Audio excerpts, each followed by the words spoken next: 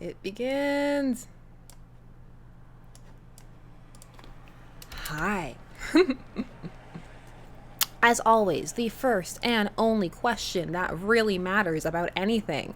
Music and audio level balance. Can you hear me more than the game? I am still not over Crossroad Part 3. The fear is still so very, very, very real. Oh, it's your birthday too? Happy birthday, Swag Monster. So yes, people asked, what are you doing for your birthday? Are you going clubbing? You going out? What you doing? Of course, ringing it in right by playing Dream Daddy and streaming it, because what else would you do on your birthday? The best gift to give to yourself. Yes. So I'm very excited. I am. I'm so excited I can't talk. I'm very excited to keep streaming this and keep doing this because I'm really, really enjoying it. For those who missed part 2, we are now at the great Cul-de-sac BBQ event, deciding which daddies to talk to. And as people pointed out, it doesn't matter. I can talk to them all as long as I ignore my natural instincts to choose burger time, which is going to be hard for me because, of course, when I go to a party, the first thing I want to do is get food and hide in a corner. And that's probably what Ethan wants to do too. So we're going to fight that. We're going to fight that. And we're going to go and do something.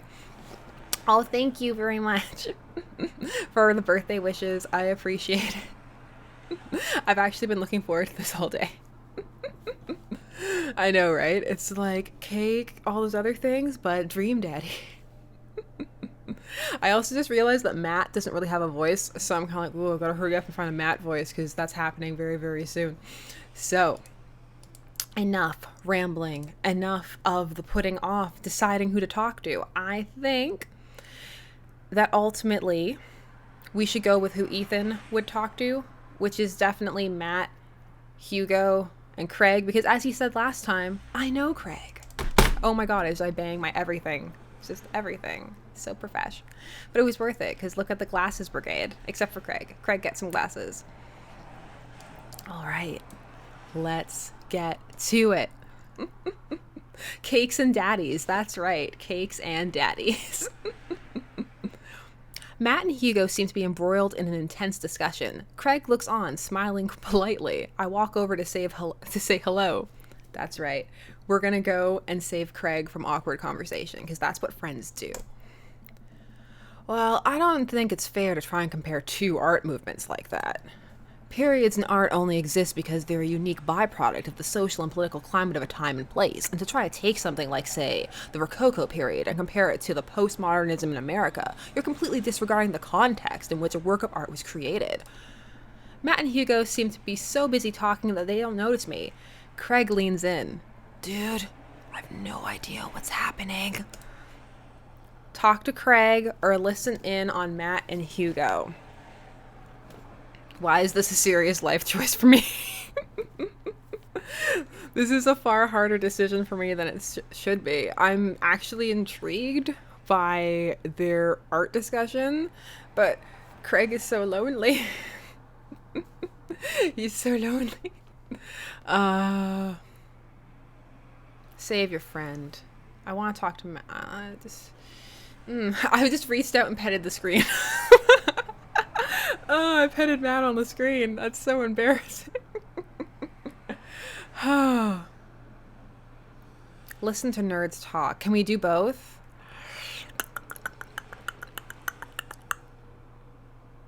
Listen to your heart. That kind of comparison just eliminates the reason art movements are so important in the first place. You're not wrong, but I think there's no harm in comparing one work of art to another. You could definitely say one painting is better than another if you're evaluating technical stuff from a purely formalist standpoint. If I showed you Matisse and something by the Dutch masters, which one would you say shows more technical prowess? I'm so lost right now. I shoot a worried glance over at Craig, who returns it. Well, sure, you could say that the Dutch masters were technically more skilled, but I would argue that while the Dutch masters were better painters, Matisse had better paintings overall. Art is dead. Art is dead. Oh, that's harsh. Haha. Haha! For those who catch the other streams, you know that my dream is to be a supervillain who pops out of the bushes and yells, haha! So I'm very tempted by, haha! I have no idea what you guys are talking about. Well, that's pretty subjective. Art is dead. There is only darkness. Okay, I don't think art is dead. I'd say it's pretty subjective. Honestly, Hugo, it's pretty subjective.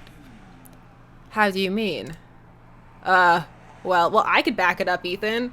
I mean, I picked it because I could back it up. What you got to say? That painting of the guy with the apple in front of his face is pretty nice. Matisse rocks. That's a Magritte. Right, art. Sorry. You're fine, dude. We were just discussing the importance of context when talking about artwork. Listen, all I asked was if you liked Van Gogh or Picasso better. Hugo throws up his hands in frustration. But they represent two completely different art movements. How could I possibly choose between the thick, creamy impasto of post-impressionism and the abstractionist beauty of cubism? Man, that's all above my head. All above his man bun. Me too. It's all good, man. The cool thing about art is that we all perceive it differently. A single piece could have a totally different effect on each person that looks at it, and that's awesome. Aw, Matt. That's such a aw. You stop. I know, thick and creamy, right, guys? Just 1 minute about that. Hugo, please. Sorry. I get really fired up about art stuff. Ethan, how are you liking the neighborhood? It's pretty nice. Everybody's been super friendly.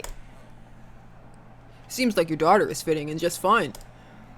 Matt points across the yard where Amanda, Daisy, and another girl are playing. They're all sitting cross-legged in the grass, picking weeds and weaving them into little flower crowns. It's pretty adorable. The girl I don't recognize jogs over to us. What is it, sweetheart? Oh, I love her glasses so much. It's a flower crown. I thought you'd look cute in it. Well, there's only one way to find out. Matt takes the flower crown and places it on his head. Am I cool now? Yes. Oh, he's every flower crown picture from Tumblr from a couple of years back. It's wonderful. The girl stares at him, thinking it over. Nope. But you're slightly less uncool than you were before you put it on. Ha! Hey, Ethan, this is my daughter. Hello. I'm Carmencita. I'm Carmencita. Amanda comes over with Daisy in tow. Are you... Mr. Shipper is judging me, but he actually said that he could be enticed to play this game, so he can't even look and judge. Dad, look, I'm making friends. Are you making friends? You better be making friends. Yeah, actually, Amanda, you remember the cool barista from the coffee shop? And my college friend? And, your teacher? Oh, hi, Mr. Vega. I didn't realize we were neighbors. She didn't recognize him walking over. He's very distinctive. I don't think you could miss all of that. Hey, they want to know which daddy is to your taste. You don't know? You can't decide? They're all too thick?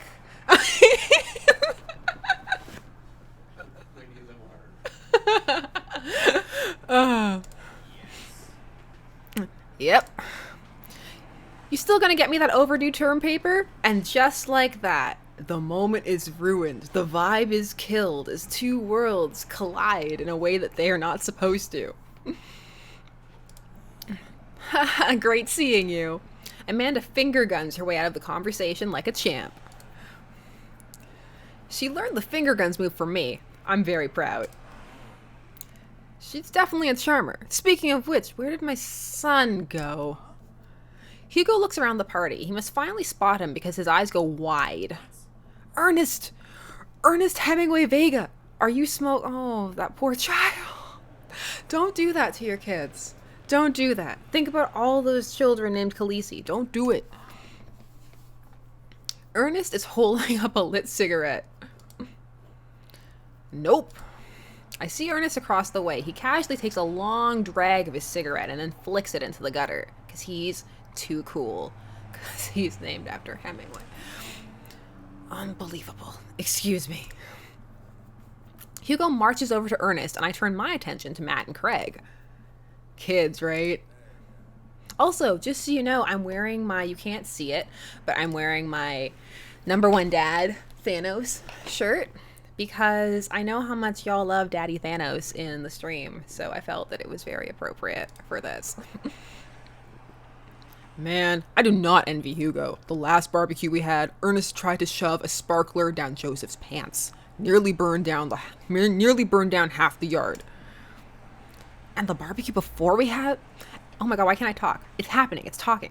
And the barbecue we had before that, he actually burned down half the yard. And then spread onto my yard and burned down half of my yard too.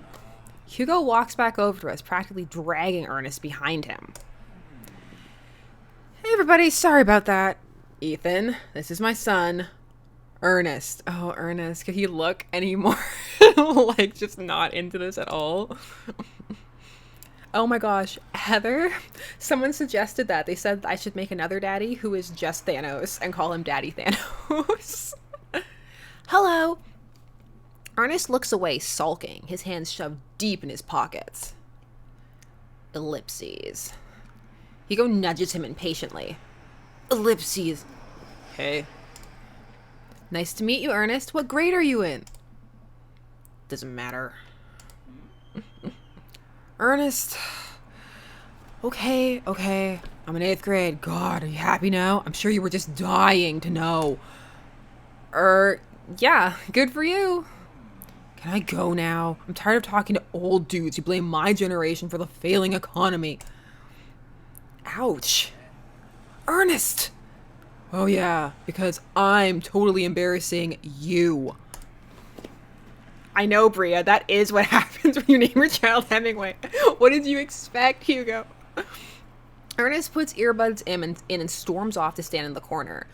Well, that was certainly something. He seems nice. Hugo puts his head in his hands and sighs. The full Picard maneuver. Full facepalm. I'm so sorry. He's having a really rough time. As much as I want to be the cool dad, I have to be the authoritarian dad, and he clearly resents me for it. I mean, I think as a dad and a teacher, that's about as authoritarian as you can get. Honestly, are any of us cool dads? Is it even possible to be a cool dad? What? I'm cool as a cucumber. See, that right there? You can't say that. My kids think I'm cool. But for how long, Craig? How long do we get to be the cool dads? I, don't know. Why are you bumming out, Craig? Stop bumming out, Craig. I think we just have to accept the fact that as dads, we've become the machine we once raged against, and accept our fate to unironically wear socks with sandals. Your kids may think you're cool now, but the moment they hit puberty, you're doomed. Amanda's 18, and she still thinks I'm cool. I yell across the yard to my daughter. Amanda, I'm cool, right? Amanda just laughs. She keeps laughing. I see your point. As much as we all want it, I don't think it's as important to be a cool dad as it is to be a good dad. We can't all be best friends with our kids. It just doesn't work. I mean, look at me and Ernest. Oh, Hugo, my heart goes out. The sadness. Our job as parents is to make sure our kids turn out okay. Yeah, you're right. But it'd be nice to have it both ways. Hearing these guys talk about this makes me think of my relationship with Amanda. We get along so well. We're snark mates for life. But there might come a time when it won't be like that. Is college when that happens? Don't let us eat up your time, Ethan. Go meet some of the other people around the neighborhood. Gotta talk to more people. We'll leave the Dark Brigade for last. Let's just do it in order. I'm trying to think of if I... He's found like what's a cool voice? I don't even know. I'm not cool enough to have a cool voice. I glance across the yard and notice Robert and Brian chatting over drinks. Man, I don't think I want to deal with being one-up by Brian. Or whatever happened with Robert last night. Or you mean whatever didn't happen, because that didn't happen because I had to get my parent-teacher meeting, which turned out to be in the evening, so it totally could have happened. Oh no, they caught me staring. Oh no, Brian's waving me over. Shoot. I flash a smile and walk over to them. Hey, guys. Ethan, how the heck are you? Settle into the neighborhood all right? Oh, you betcha. Got the living room in order at least. That's great to hear. I've been doing some living room work as well. Finally got the 50 in there. The game looks great in high def. Also, I'm so sorry about this Brian voice. It started. It's what we're going with. Oh boy. Ethan, have you met Robert yet? Yeah, we've met. Robert regards me over his whiskey. Good seeing you again.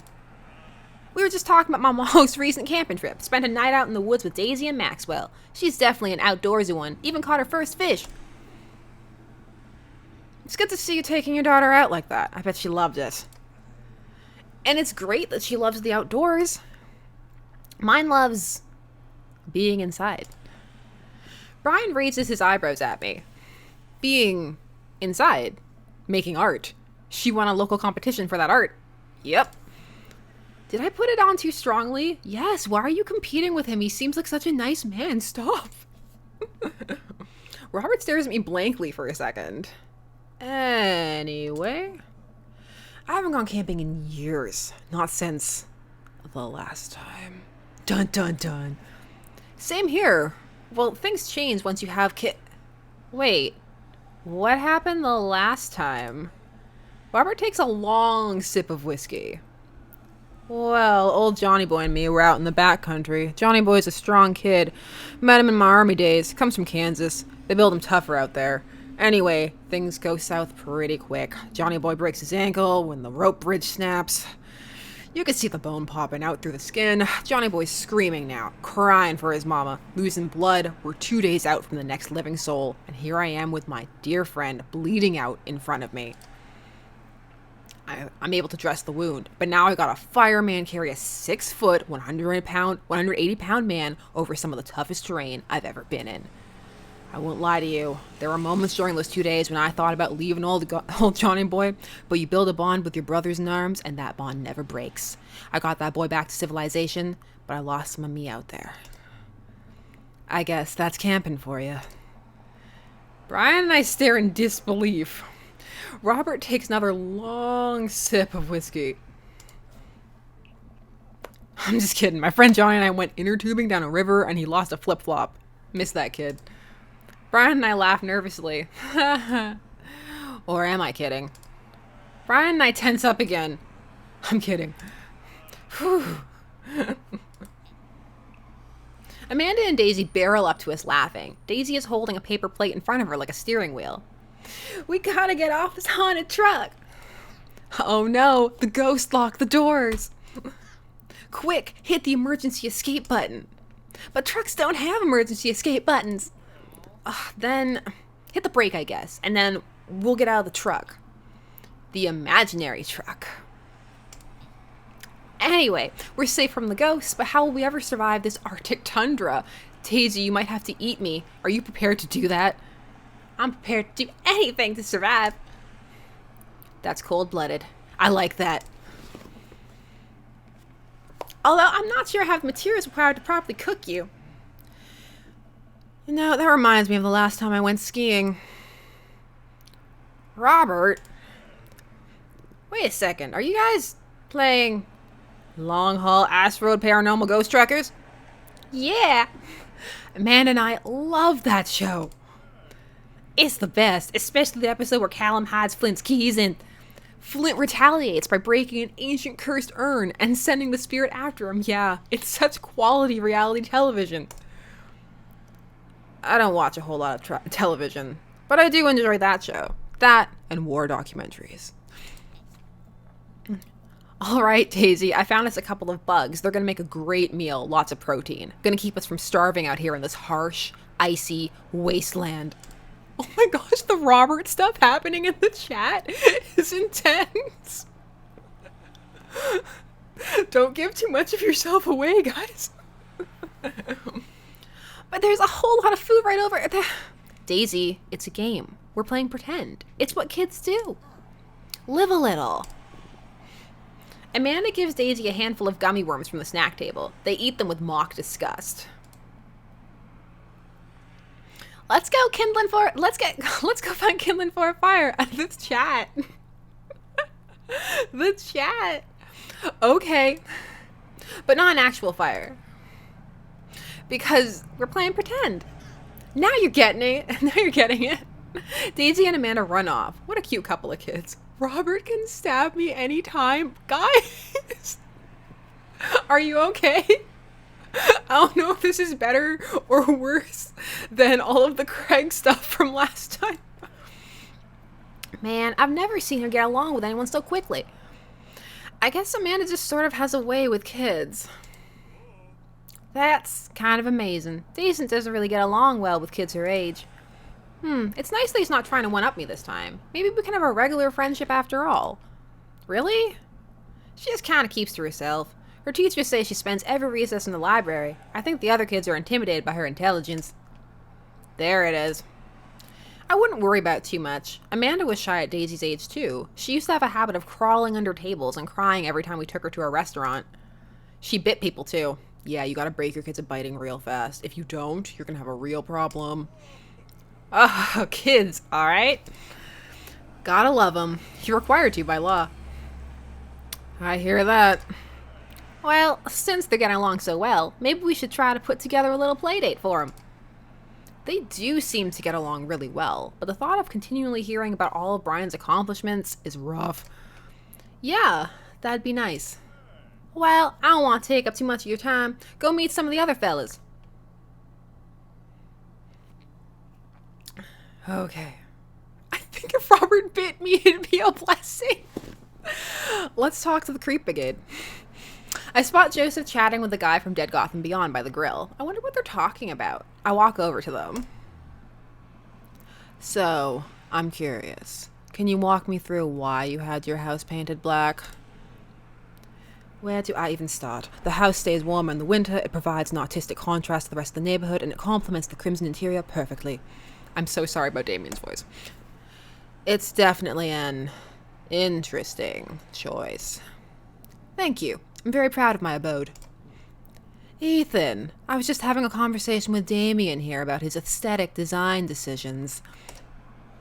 Damien regards me up and down with a warm but critical eye, appraising, taking in my cheeseburger t-shirt and sweet, sweet man bun. How do you do? I don't believe I've had the pleasure. I think I saw you in Dead Gotham Beyond the other day. Damien's face turns bright red. I must apologize for my behavior on that day. You see, I take the goth lifestyle very seriously, and to be caught in a ruse by such a corporation as Dead Gotham Beyond was profoundly frustrating indeed. I hope you know that while my anger may have been justified, it was no such way for a gentleman to act. It's okay, man. Do tell me about yourself. Are you new to the area? I'm so sorry. Yes, my daughter and I just moved in the other day. She was the one I took to Dead Gotham Beyond. And very good taste on her part. Did she partake in the goth lifestyle? I actually used to. I did. I was a little goth in high school. This is taking me back. I think for a second. I look over to Amanda, who's hanging out with some of the older kids in the neighborhood. Hey, Amanda, would you consider yourself goth? Amanda yells back. I wouldn't necessarily try to fall under any one specific label, but I guess if I had to choose, I would more describe myself as twee hipster with some normcore leanings. Bats are cool, though. Ah, pity. Are you enjoying the party so far? Oh, definitely. Thanks so much for putting this on. It's nice to be in a cul-de-sac where everyone is so friendly and welcoming. I want Joseph to slap me every time I turn over to look at this chat. It's so intense. Amanda walks up to the conversation. I also like The Lost Boys a lot. Really good movie. Does that count as goth? That it would, my dear. I don't believe we've had the pleasure of meeting. Damien Bloodmarch at your service.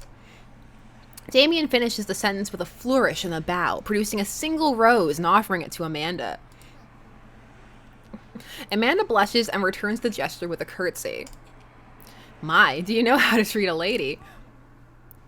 Hello, Amanda. Seemingly out of nowhere, Joseph's twin kids appear. Are they speaking in unison? You bet they are. Hey, won't you come play with us? Come play with us. Forever. Guys, enough with the creepy twin shtick. We've talked about this. Christian and Christy slowly back away. Where do you think they got that from? Mary pops into the conversation, wine in hand. I don't know. Mary takes a long sip of wine. I think I might have taped over a VeggieTales VHS with The Shining. Who knows? She takes another sip of her wine. Where's Krish? Wasn't he with you? You had him a moment ago.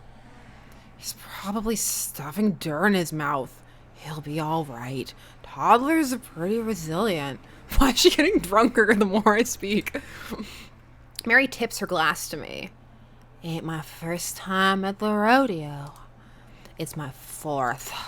I have squeezed 4 little...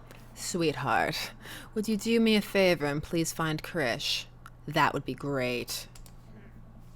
I'm sure he's fine. Mary. Okay. Jeez. Mary finishes her wine and wanders off. Dad, can we go now? Hi, youth guy. Ah, Lucian, have I introduced you to Ethan yet? Hey, it's that punk from Amanda's school. I remember you. Whatever.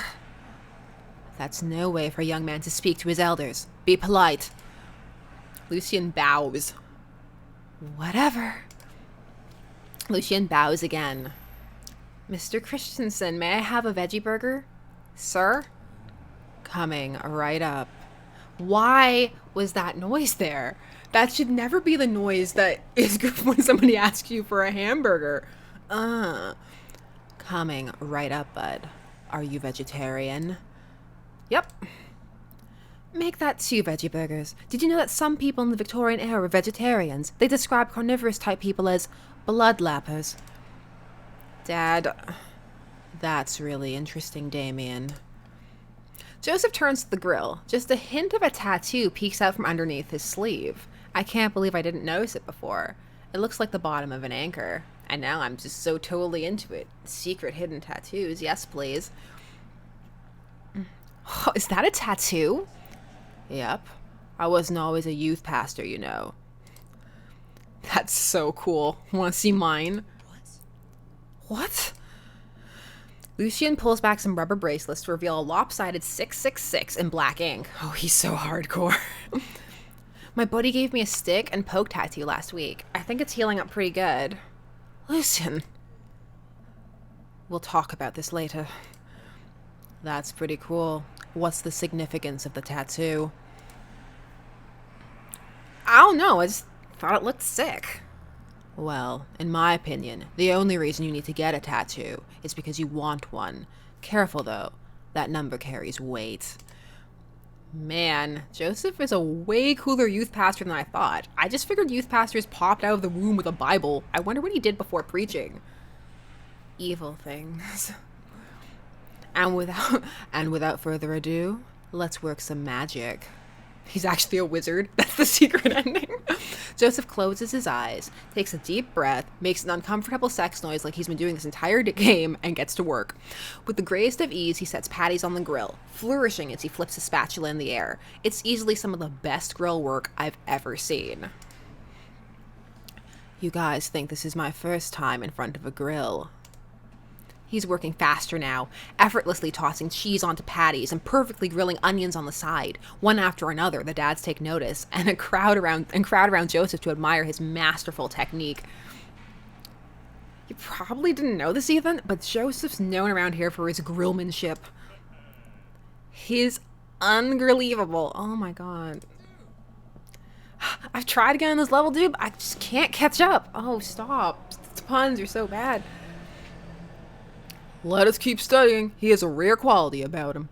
Now all the voices are melding into one horrible super voice. They need to not all be in the same space. I can't. I'm not talented enough. Mustard, we keep talking about this. Can't we just appreciate the artist? I've never seen him make a mistake. Okay, we need to stop. This is getting too cheesy. Please stop. All the children at the party boo the glorious display of puns in unison. All right, guys, the food's ready. Please form an orderly barbecue. Amanda groans. We all grab our food and hang out, enjoying perfectly cooked cheeseburgers. Man, it's so wild how all of us dads live in the same cul-de-sac. Kinda nice, isn't it? Feels like we're a real community here. Totally helps when you're just a single dad trying to raise a kid. We're happy to have you here, man. I think you're gonna like this neighborhood a lot. Plus, Amanda seems to be getting along with all the kids. If she decides to get into the babysitting game, she'll really make a killing. Hey, why don't you add us all on DadBook? Okay. DadBook? Yeah, it's a great social network for dads to keep in touch with each other. We're all on it, so if you ever need to reach out to anyone, that's the simplest way to do it. Sorry, I'm just an old-fashioned dad. Social media goes over my head sometimes. Don't worry, Pops. I'll help you figure it out. The rest of the barbecue goes smoothly. We all trade stories and drink beer as our kids play on the lawn. Amanda breaks up a fight between Carmen... Oh my god, why can't I say her name? Carmencita and those weird twins. I think they wanted her soul.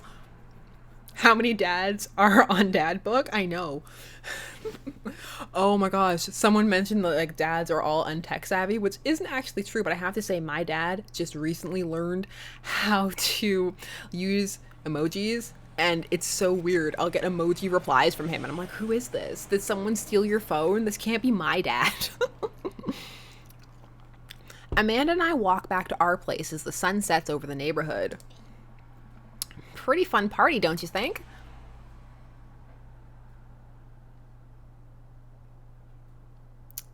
I felt like I was at a networking event. I'm gonna get LinkedIn notifications out of this. I just know it. You don't think it's nice that people want to connect with you? Not when their affection jams up my inbox, metaphorically speaking. Well, hey, at least you met some other cool dads. You should hit them up on DadBook. Maybe I will, if I ever figure out how social media works. Ellipses. I have a good feeling about this place. Me too, Dad.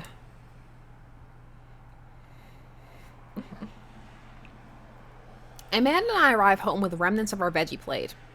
Seems like nobody was really into the cauliflower. Any big plans for this evening?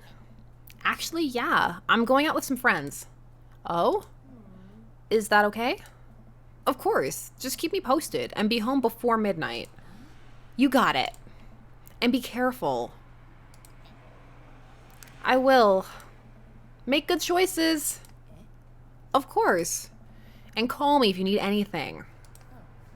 Dad, you're not gonna do that thing where you wait silently for me to come home in the living room with all the lights off, are you? What? No, I've never done that, and I will never do that. Okay, do you have plans tonight? Do I? Do I? My plans were kind of to eat ice cream and watch TV with Amanda, but I'll find something to do. Callista! I'm gonna save. That's what I'm gonna do. That's always my answer. What are we gonna do? Zarsla, it's my birthday. We gonna stream like it's my birthday. Throw a party. He's not gonna throw a party. That's not who Ethan is. We know Ethan. He's gonna work on some stuff. You know, dad stuff. I'm just relaxing tonight. Have fun, okay? Great. See you later. I watch Amanda drive off into the night. I really do hope she has fun. I plop down in front of the TV and turn on some Wine and Dine Mastermind with celebrity chef Gavin Chapman. Looks like Gavin's making a roasted rack of lamb with rosemary mashed potatoes. I'd love to be able to cook like that. Although I think if I was actually good at cooking, I'd use my powers for evil. Like just making baked Alaskas all day instead of any food of real nutritional substance. Man, Gavin Chapman just caught that thing on fire, but he meant to do it. What a professional. I lose track of time as I blaze through several episodes of Wine and Dine Mastermind, and also one episode of some cooking show called Meat Hell. I'm not even sure what that one was about. It was just a lot of yelling. I glanced at my watch. Man, it's almost midnight. I should check in with Amanda. I sent a text. Hey kiddo, you good? I wander into the kitchen as I wait for a reply. Amanda's phone is almost always in her hand, so I'm sure she'll respond soon, unless she's driving home now, in which case I hope she doesn't respond soon, because I definitely taught her better than to text and drive. I reach into the freezer and grab an ice cream sandwich. It's a little late for this, but I think I earned it after a long day of socializing. That's how I reward myself after socializing, too. It's like, good job, have a cookie. I check my watch again, and then my phone. Nothing yet. Oh my gosh, this is such a real concern. Like, this is giving me actual, like, anxiety. This is me when people don't reply to me, which is funny because I am the worst replier. And yet when people I care for don't reply to me, I'm like, okay, see, now I'm worried. Do I call her? Do I call the cops? No. It's too soon for that. I'll just send her a gentle reminder text. What's up? Half an hour passes. Now I'm really worried. The episodes of Gavin Chapman's Meat Hell are not only now assuaging my anxiety, but possibly exacerbating it with all the yelling. So I keep pacing around the house, waiting for her to come back. Why didn't I find out where she was going? Yeah, seriously, you need to know all of these things he's asking now, like where are you going, who are you with? Like those aren't prying questions. Those are important need-to-know details. Anything can happen to anybody, even your adult friends. Find out where they're going. It's super important. I'm a PSA now. Find out where you're going. I'm such a mom now. Who was she even with? Why don't I know any of her friends' phone numbers? Yeah, why don't you, Ethan? Judgment. Why don't I even know any of her friends' full names? Who is Emma P? I decide to send her another text. Amanda, please text me and let me know you're okay. I can't help but think of all the awful things that could have happened to her. Oh, thank God it's her. Amanda opens the door and shuffles in. Finally, she's back home. I'm glad she's okay. Sup? Sweetie, thank God you're safe. Ugh, yep. But now that I know she's okay, I'm really mad. Why didn't you answer my texts? Amanda pulls her phone out of her pocket. Oh, whoops. Guess I didn't see those. She starts to walk to her room. Amanda Ann. Whoa, we're pulling out the middle name now? Amanda, you came home an hour and a half after your curfew and you didn't respond to any of my texts. You really freaked me out. I was about to call the cops. You're seriously overreacting. You're not going to be like this when I go off to school, are you? I was scared. Like, come on. We gotta snark, close bond. Amanda, I was scared. You weren't responding. It was just like when your mom... I have to stop myself from tearing up. Oh, Dad, I didn't mean to. I sit down on the couch and put my head in my hands. I feel very tired all of a sudden. You really scared me. Just please don't do that again. All right. I'm gonna go to bed now. Amanda closes the door to her room and I head to mine. Jeez. As I'm falling asleep, one thing she said keeps echoing in my mind. You're not gonna be like this when I go off to school, are you? I definitely didn't sleep well last night. I brewed some strong coffee and make some scrambled eggs for Amanda as a peace offering. She eventually wanders into the kitchen. Hey, I thought about what you said last night. I should have texted you. I said I was going to do it, and I didn't. I honestly didn't even think about it. I'm really sorry, Pops. I won't do it again. Down a bit. Okay. Good. I'm not sorry for freaking out on her, though. Sometimes a good parent freak out is warranted. It's like, I do trust her, but honestly, sometimes you gotta put down the parental authority. Good. All right. Want some eggs? You know it. Sprinkle some cheese on them. Already did. Bless you. Amanda scarfs down the eggs in half the time it takes me to wash the pan. All right, I'm off to school. Smell you later. Wait, one more thing before you go. What? What's DadBook? It's a social media platform exclusively for dads. I'm not sure how it could sustain itself. Wait, what? What's a social media platform? Dad, I have to go to school. Come on, Amanda. I'm an old man. I can't put together a DadBook profile on my own. Well, thankfully, you have all of us shippers here to help you with your beautiful profile. We will make it lovely. Also, Amanda has yellow nail polish, which I just noticed, which is fantastic. All right, I'll help you sound interesting on the internet. Amanda spends the next couple of minutes setting up my profile on DadBook, which as it turns out is a place where dads can get together and talk about fatherhood. All right, props. We gotta fill out your profile. Let's get some likes and dislikes. Ooh, can I pick them? Can I please pick them? Ooh, yay! Oh, I'm gonna say, I'm so excited about this. I'm like, ooh, answering questions. Was anybody else really into quizzes like back in the day, like when the internet was first burgeoning and all those things like, what kind of chocolate bar are you? Oh, what Harry Potter character are you? That was me all the time. What flower are you? On a Friday night, you are most likely to polish and sort my coin collection, fall asleep watching the History Channel, torment my kids with dad puns, sing into blissful oblivion, Netflix and grill, baby.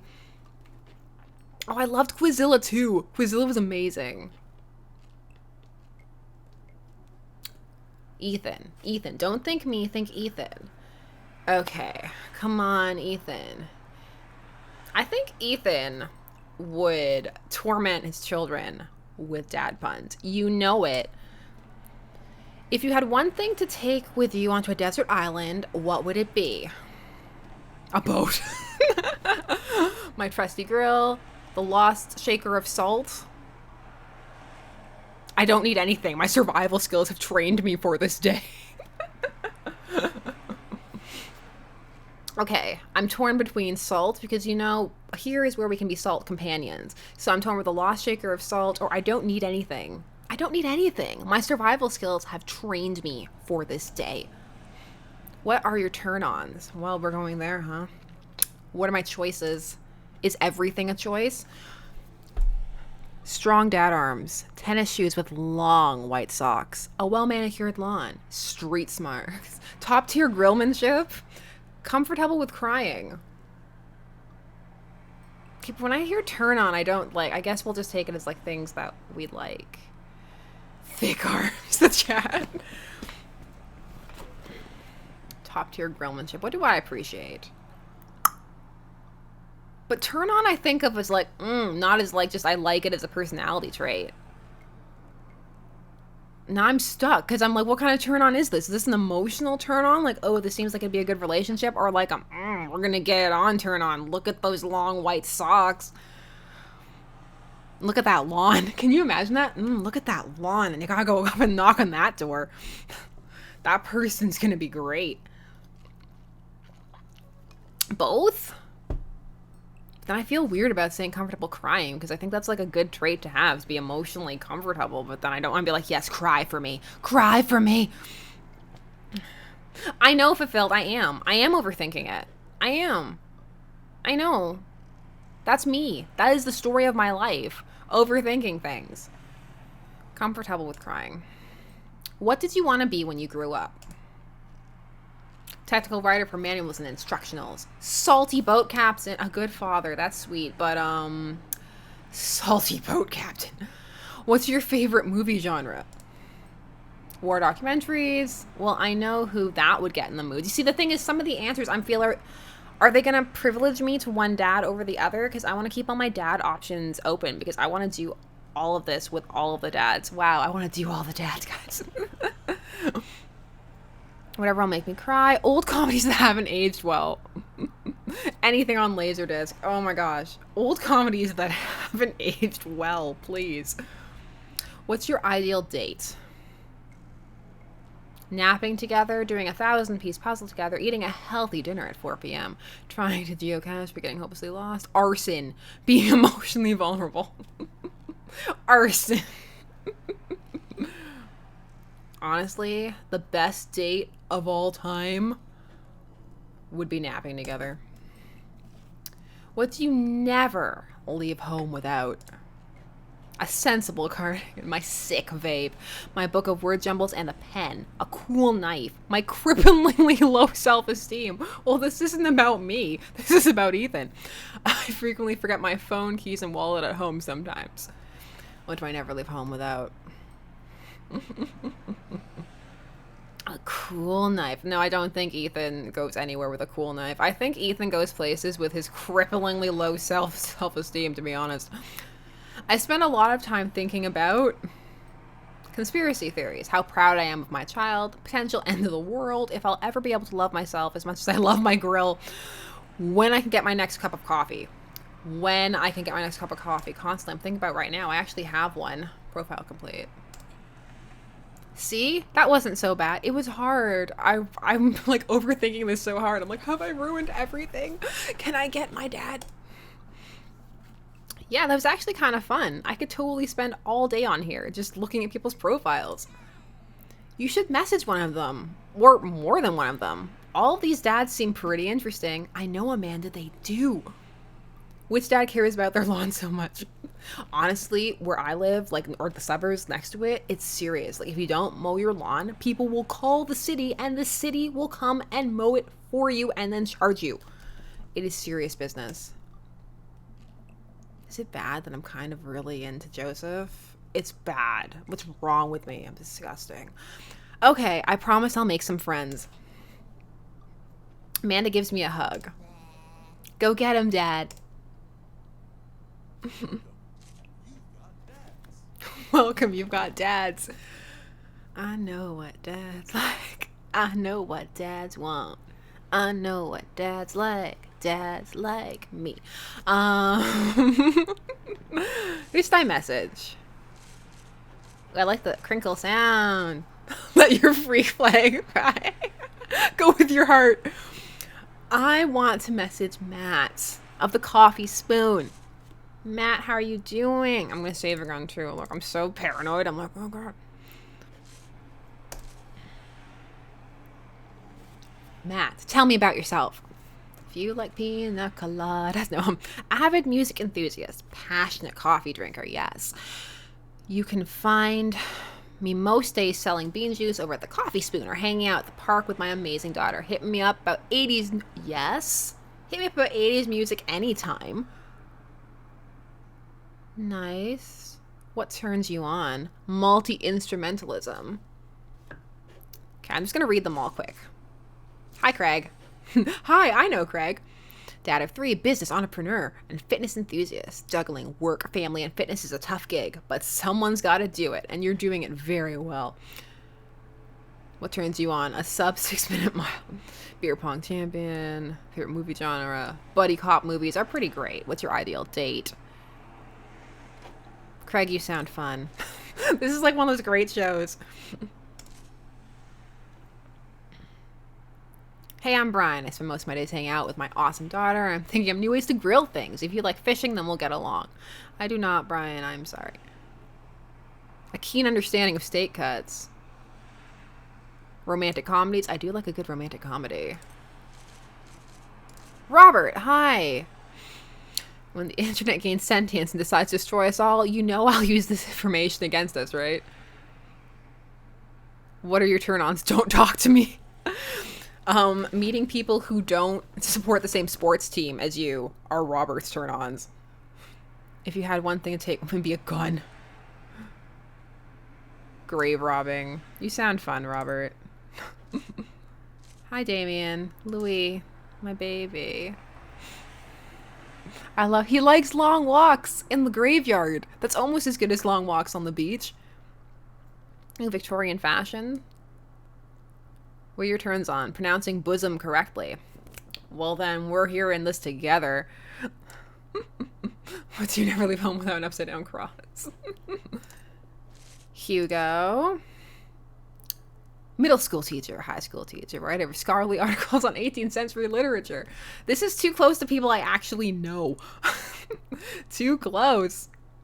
What turns you on? Muscles. Well, then, Ethan's out He's right out. Would you want to be a movie star? I always wanted to be a movie star. Glasses. Forgetting glasses. Joseph. Oh, see, now I'm making the noise. I gotta stop. Someone's gonna just take that and do stuff with it. One of my turn-ons, my loving wife. Well, now it's uncomfortable. Thanks a lot. Would you want to be a ship captain? I can tell by the sweater. Feel good movies. Good book. You cute. What? How can I be a better man, husband, and father? By not being a cult leader. That's how. Yeah, sand everywhere is not okay. Let's go with our first instinct. We clicked right away. Our eyes met over a nice cup of coffee. You know, there's coffee in that nebula. All of the things. Hi. Message.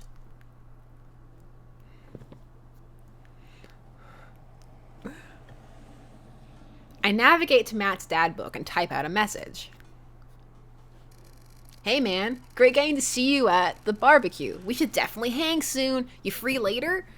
A minute or two later, I hear a ding and see Matt's response. Hey dude, I'd be so down for that. I'm actually catching the show tonight at the Soundgarden. Wanna come out? Is it 80s music? Is it 80s music? What's a Soundgarden? I know, Coffee Shop AU. How can we not do the Coffee Shop AU first? I mean, the Coffee Shop AU is a fandom staple. We can live the Coffee Shop AU right now. We can understand the appeal, get into it, feel it, breathe it, drink it. It's a concert venue, but also a band that a lot of people listened to back when it was cool to have soul patches. Oh man, I haven't been to a real concert since Amanda was born. Am I ready for this? While I'm thinking, another message pops up on the screen. I know it's not as 90s music. I was born in that. I was born then. I know what band that is. I didn't know you were allowed to string that many words together to describe a band. Whatever. Let's get out of our comfort zone. Oh, he loves music. I'm into it. Thirsty for the coffee? Let me drink some right now. Oh, there's a spoon in it. I don't take my spoon out of my coffee. Is anybody else like that? Oh my god, a horn. Why would you honk that? Stop. I log off of DadBook and think for a second. Wait, when was the last time I went to a concert? I mentally backtrack decades through memories of denim jean jackets and moral panic over teenagers turning to the occult. Oh god, I had a mullet back then. Oh god, I thought it was cool. Well then it must have been really easy to transition from mullet to man bun. Oh god, other people thought it was cool. I finally remember the strange 80s prog rock I used to listen to and mentally envision all of the airbrushed vans in the parking lot. Man, how did anyone survive the 80s? Fabulously. Well, that's how. Matt has a dungeon under his coffee shop. Okay, so I haven't been to a concert in a long time. What do you even do at concerts now? The same thing you have always done at concerts.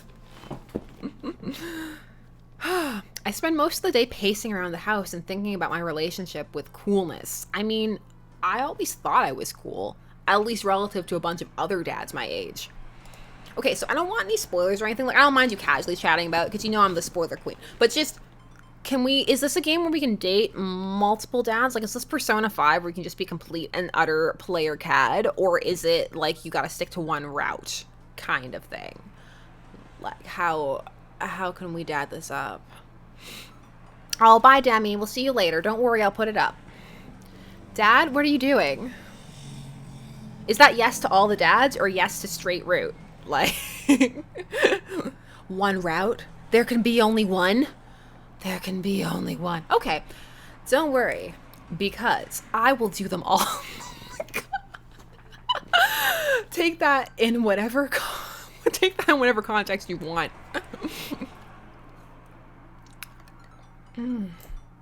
Oh, save before the third date? So I can go on all the dates until the third? I'm so eager. I'm like, yes. Half the chat is pure and half the chat want to get choked.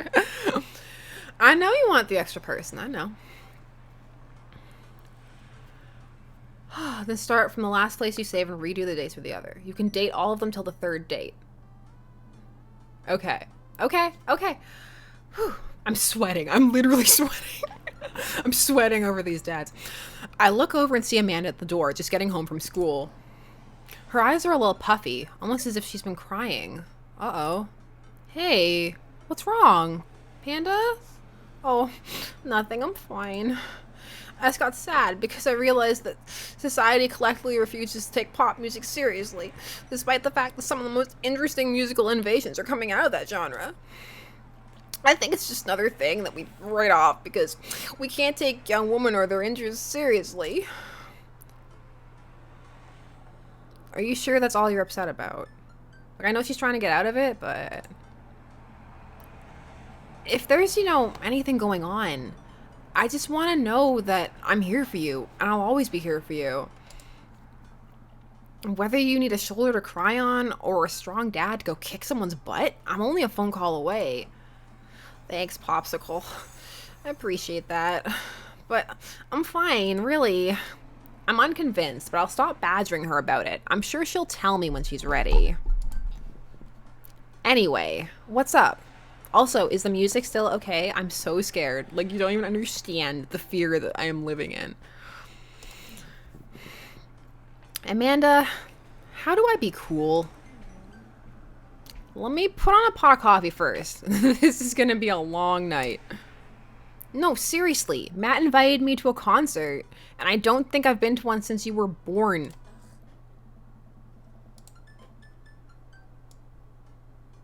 It looks low. I'm okay. I'm just paranoid. I'm so paranoid. Why am I so paranoid? It's because I was watching Pitch Black, isn't it? That's why. Yeah, you have. You took me to one once when I was 12, remember? I'm suddenly overwhelmed by the memory of a sea of screaming preteens. Oh god, I tried so hard to forget. The one where I had to camp out with you in lines so that you could get a good spot, and then you cried and screamed the whole time. Dad, it was so much more than that, and I'm not even ashamed to say it. Oh, you're not ashamed? You seemed pretty ashamed when I found all those drawings you made of those dancing boys kissing in your Trapper Keeper. Hey, she's a shipper. Look, Amanda's just a little shipper. She's into bandom. Oh, she's shipping all the bands. Yeah, well, you didn't even find the good stuff. Anyway, you should be all set for the concert if you remember that. Just bring a big glittery sign and cry a lot, and you'll fit right in. Well, it's at a smaller place, and I think Matt mentioned that they're a punk band? Like DIY gutter punk, thrash, straight edge? Come on, Dad. Give me something to work with here. Are they post-punk, proto-punk, C-punk, Jeremy punk? What's Jeremy punk? I made that one up to see if I could get away with it. They're not positive hardcore, are they? He said they're Canadian punk. Yeah! Woo! Best punk. Oh, yeah, you'll be fine. Does the idea of Canadian punk seem how dare you? How dare you? That is a misconception. We can punk out hardcore up here, okay? We are hardcore people up here. I don't see friendship and politeness as core tenets of the punk scene. How dare you?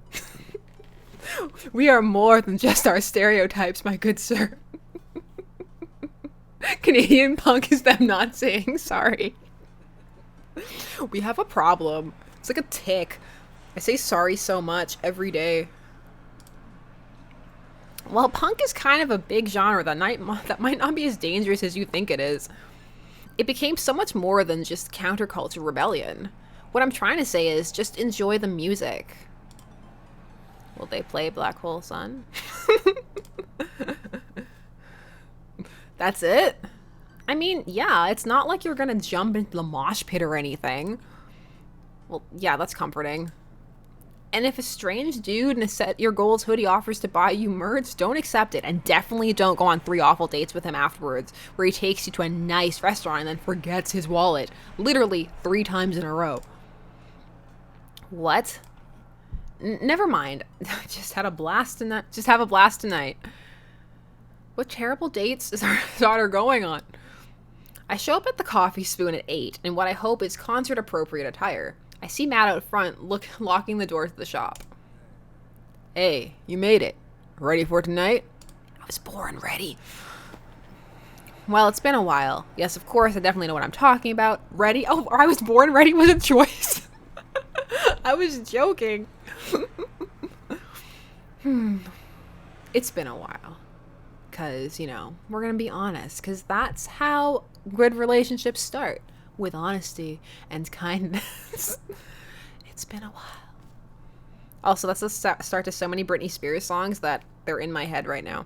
Oh man, I gotta admit, I haven't been to a real concert since Pet Rocks were cool. I have no idea what I'm in for. Did your daughter make you take her to one of those boy band concerts where everyone holds signs and scream cries? Yeah. I got 2 lined up next month. I still can't get the glitter out of my car from the last one. Stay strong. But dude, I got to take you to your first concert in a long time. This is gonna be awesome. Just hang with me, Ethan, and you'll be good. I have to sneeze, and it's gonna happen. Oh, please don't happen. Please don't happen. Not before our first date. This scene is super supportive. It'll be a blast. Quick question. Shoot. What is scene? Matt lets out a tiny laugh. Sorry.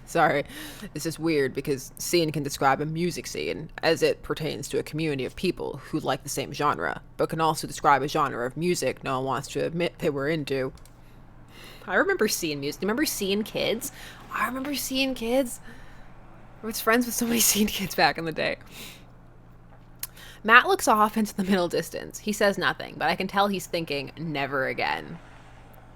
Kisma, ditto. It's funny because when I brought my first boyfriend home to meet my parents, the first thing my mom said after he left was, I thought you'd have more tattoos. That's confusing. You'll get it. The important thing is tonight that you enjoy yourself. Come on, let's head to the show. After waiting a short line to get in, we finally find ourselves in a small venue with a stage at one end and a bar at the other. Most people here are closer to Amanda's age than mine. I suddenly feel very out of place. My waning youth is showing. I am suddenly aware of my mortality. When we're the good years of my life, will Amanda still love me as we both grow older? Wait, is C-punk actually a genre? Matt, you made it! A younger kid rushes up and high-fives Matt. The kid runs off and Matt turns to me, shuddering. I get nervous when people surprise high-five me. I would too. No one appreciates a surprise high-five. There's a mini-game? There are mini-games? No one needs to see how bad I am at mini-games, please. That's so embarrassing. I'm a terrible gamer and nobody believes me, but it's true. Me too. I'm like a small animal. Loud noises and large groups of people frighten me.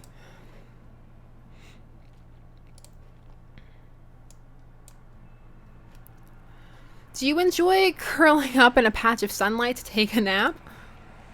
That's my favorite thing to do. A couple of other people notice that Matt's in the crowd and yell hey as well. Matt waves and hugs a couple of people. He seems really in his element here. Just cheat.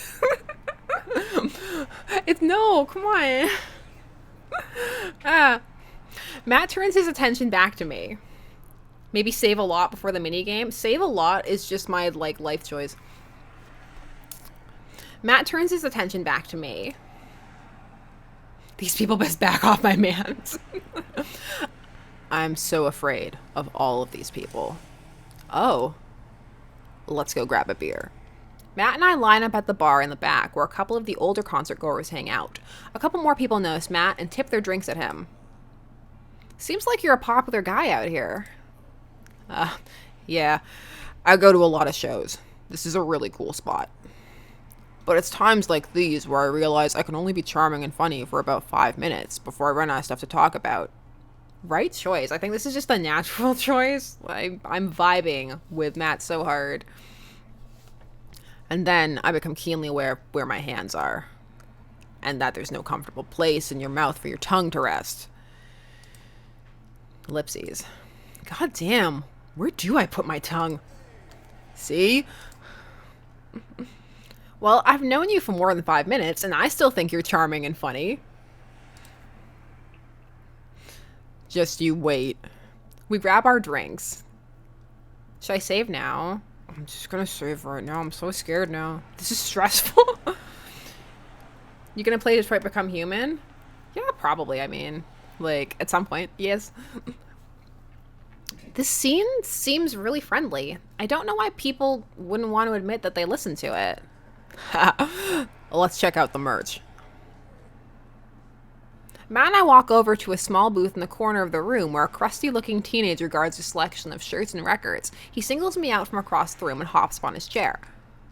Step on up. Get your merch here. I got t-shirts. I got tank tops. I got all the gifts and accoutrements a discerning concertgoer of considerable taste might want. You. I gesture to myself, my face flushing red. Yes, you. You look like a fella who knows their music. How's about a fine 12-inch, long-playing vinyl record made and distributed by Pup, Canada's premier punk rock outfit? Tally-ho, good sir. Tally-ho. I'm awkward, so... I sense some hesitation in your voice, buddy. Let me assure you on my reputation as a salesman of the highest caliber that this record cannot and will not let you down. Okay, Pablo, you can give it a rest. The teen hops off of his chair and takes a seat. Your friend looked lost, so I figured I'd give him the old razzle-dazzle. How the hell are you, Matt? Day by day, my man. They do that thing where they high-five but also turn it into a hug. Your mom doing better? She's still single. If you want to be my dad, I could make that connect. And have to deal with you every single day? Fair enough. Who's your bud? That's Ethan. Thought I'd bring out a concert pal. How is the tongue stuff in the chat? Pablo leans close to Matt. Is Ethan cool? Matt eyes me. I eye him back. He cracks a smile. Yeah. Pablo brings me in for a bro hug. My dude! I'm not sure what to say, but give the courtesy 2 pats on the back as is customary in our society for people you don't know super well, but still want to be friendly to. Pablo's a total card. Kid plays the hell out of a bass. Yeah, man. When are we starting our witch house band? You know I'm out of the game. It's a shame. You know, a vacant field would have slayed. It'll slay once you start actually making music, instead of just printing a bunch of band shirts. We got the sickest logo. While Matt and Pablo talk, I check out the merch. These shirts are really nice. Looks like the opener's coming on. Let's get a spot up close. Matt and I walk over to the stage where a crowd begins to form. The band walks on stage and pick up a variety of strange instruments. Is that a harpsichord? The lead singer addresses the crowd. He has a mandolin slung behind his back. Hey, what's up, everybody? We're Jonathan Jones and the Speakeasy Choir. My name's Daniel. Let's start the show. Oh no, these guys. What? Without time to respond, the band starts playing the most cacophonous noise I've ever heard. What is this? Matt doesn't say anything. He just hands me earplugs. Thanks. I put the earplugs in, and whatever the hell is assaulting my ears gets a lot quieter. For a band this bad, they sure do seem to be having fun. I guess that's what really matters. Jesus, did the cellist just break his bow in half? I don't get this. Someone saying save? When people tell me to save, I save. The set seems to go on forever. There's no breaks in the song, and I think one of the band members' jobs is specifically just to burn poetry on stage. I turn to Matt and try to start a conversation. I saved. Okay, I saved. I listened. So, you go to a lot of concerts out here, huh? What? Ask again? Ask again. So, you go to a lot of concerts out here, huh? What? Ask again. So, You! Yeah. Matt turns Matt turns back his attention to the show, which is actually grammatically incorrect. Should be turns his attention back to the show, but that doesn't matter. He can't hear me, so I just stop and try to enjoy the music. I'm kind of grooving to it, actually. Okay, no, this is impossible. How long have they been playing the same song? 10 minutes? 20? A year? Eventually, the set ends, but only after the drummer sprains his ankle during his saxophone solo. They promised it was part of the act as he was carried off stage crying. Matt and I both pull our earplugs out. Man, that was something. I promise Pup is much better. I just have a lot of questions that I know I'll never get the answer to. Oh yeah, he sprains his ankle at every show. They were being real about that. Let's grab another beer. Matt and I work our way out of the crowd and back to the bar. More and more people file into the concert space as it gets closer to the main act. It's getting kind of crowded in here. We grab our beers and I try to follow Matt back to our spot, but there are so many people that I'm having a hard time keeping up. As I work my way through the throngs of excited concert goers, I realize I've lost Matt entirely. I stop and look around, seeing nothing but a sea of hip 20-somethings. I'm lost. How am I ever going to find Matt here? Where's the exit? Are there even exits? Will I die here? What if I'm trapped in this building forever? Am I ever going to see my daughter ever again? What if that terrible band gets back on stage? What if... Suddenly a hand reaches out to grab me. It's Matt. Almost lost you, buddy. I got really nervous for a second there. You and me both, dude. He takes my hand and leads me back towards the stage. Yeah, he does. I can feel myself blushing a little. We finally settle back into our spot and wait for the band to start. Busy place, huh? Yeah, Pup really brings out a crowd. So you go to concerts a lot? Oh yeah, it's one of my absolute favorite things in the world. I think it's one thing to listen to music and connect with it, but when you're in a room full of people connecting with the music just the same way that you are, that's magic. Bend him over the stage. I gotta stop looking at the chat. I suddenly have the urge to pee. Curse this tiny dad bladder. I've never heard it put that way. That's really beautiful. Also, I have to pee. Hurry up, man. They're about to go on. I squeeze my way out of the crowd towards the restroom. I really should have gone before I left the house, but Amanda was watching beauty videos in the bathroom. She had an eyeliner wing going halfway across her face, which was actually a pretty good look. The chat's all right. I'm enjoying it. You might want to save again. I will. I know, because like I got hearts and I don't want to lose my hearts.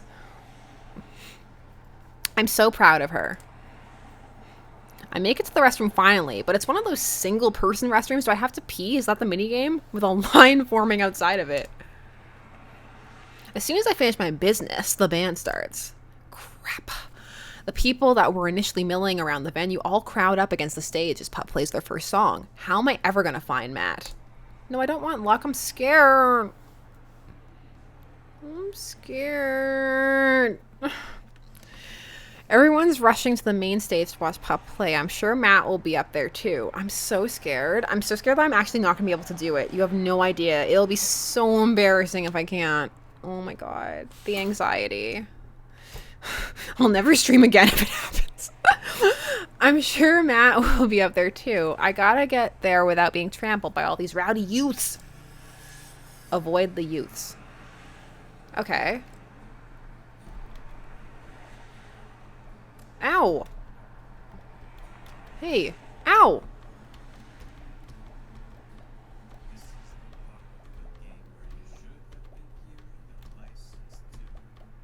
Ow. Stupid youths. Get out of my way, youth. Hey, heart. I need that. I need heart.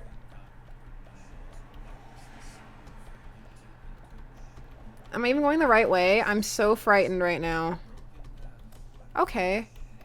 Hey, heart. Yay.